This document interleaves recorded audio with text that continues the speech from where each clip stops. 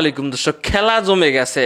প্রথমেই চলবে টাকার খেলা। আচ্ছা, এই যে চলচ্চিত্র শিল্পী সমিতির নির্বাচন যে শুক্রবারে, আপনারা জানেন দর্শক শ্রোতা, মানে কেউ জানে না গতবারে যে পরিমাণ মানুষজন তাকিয়েছিল ইলিয়াস কাঞ্চন জিতবে নাকি জায়েদ খানরা জিতবে, একটা বিশাল ব্যাপার।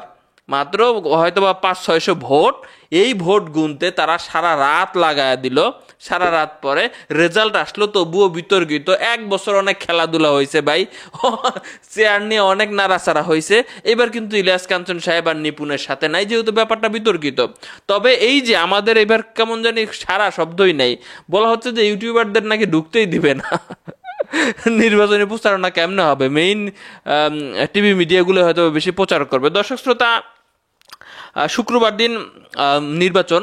তো এখন দেখেন, আমি আপনাদের সাথে একটু পরিচয় করে দেই যে এইবার আসলে কি হতে যাচ্ছে এই চলচ্চিত্র শিল্পী সমিতি নির্বাচনে।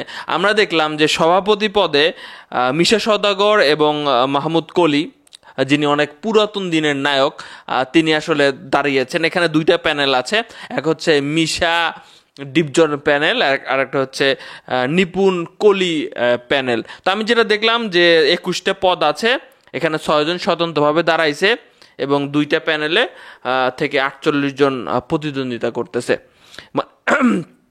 মানে কি অবস্থা, কি বলবো দর্শক শ্রোতা, যে এরা এখন ইতিমধ্যে শোনা যাচ্ছে যে ডিপজলের যে কত সম্পদ। আমি একটি টকশোতে দেখলাম, আর যে কিবরিয়ার টকশোতে, যে ডিপজলের ব্যাপক পরিমাণের সম্পদ, বাপ দাদা সয় সম্পত্তি অনেক, গাবতলির মতো জায়গায় 200-300 বিঘা সম্পত্তি আছে। সেসব জায়গা থেকে ভাড়া তুলে খায় অসমর, এবং তিনি যে এক ধরনের দানবীর, সেটা কিন্তু বোঝা যায় যে ইফতারি প্রদান করা বা উপহার দেওয়া বা ঈদেও ব্যাপক ধরনের একটা সালামি দেয়, আমরা কিন্তু দেখতে পাইছি। তো আমাদের ডিপজল ভাই ব্যাপক ধরনের মানে ভালো মানুষ, যেটা বোঝা যাচ্ছে। তো দর্শক শ্রোতা, আপনাদের মতামত কমেন্ট বক্সে আশা করছি লিখবেন যে এই যে কি মনে হচ্ছে আপনাদের, যে এবার মিশা ডিপজল জিতে যাবে নাকি নিপুণ কলি জিতে যাবে? কি মনে হচ্ছে আপনাদের? কমেন্ট বক্সে অবশ্যই লিখবেন। আমার কথা যদি বলেন, আপনারা যদি মতামত দিতে বলেন, এবার অবশ্যই মিশা ডিপজল প্যানেলটা খুবই স্ট্রং। এখানে জায়েদ খান নাই, জায়েদ খানকে নেওয়া হয় নাই, কোনো পদ দেওয়া হয় নাই।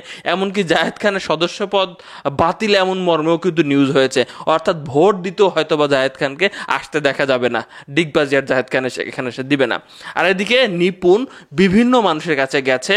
ইলিয়াস কাঞ্চন সাহেব বলছে যে আমি নির্বাচনে আসতেছি না, ফেরদৌস আসতেছে না, শাকিব খান আসতেছে না, এবং আরও অনেকজনের কাছে গেছে সভাপতি চয়েস করার জন্য, কিন্তু কারো কিন্তু আসলে তাকে পাত্তা দেয় নাই। পরবর্তীতে দেখলাম যে অনেক আগের একজন নায়ক মাহমুদ কলি, তিনি অনেক স্বাস্থ্যবান হয়ে গেছে, তো তাকে আসলে সভাপতি করে নিপুণ তাকে সাপোর্টে দাঁড়াচ্ছে। তবে নিপুণের কিছু কিছু পজিটিভ দিক আছে, যেমন এই যে তার কিন্তু কিছু ভোট আছে যেগুলা তিনি আসলে, যাদের সদস্যপদ ফিরিয়ে পেতে তিনি হয়তো অনেকটা সাহায্য করেছেন, বা তিনি পাশে ছিলেন, ভরসা দিয়েছিলেন, যেটা কিন্তু মিশা জায়েদ প্যানেল দিতে পারে নাই। তো দেখা যাক খেলা কত দূর যায়।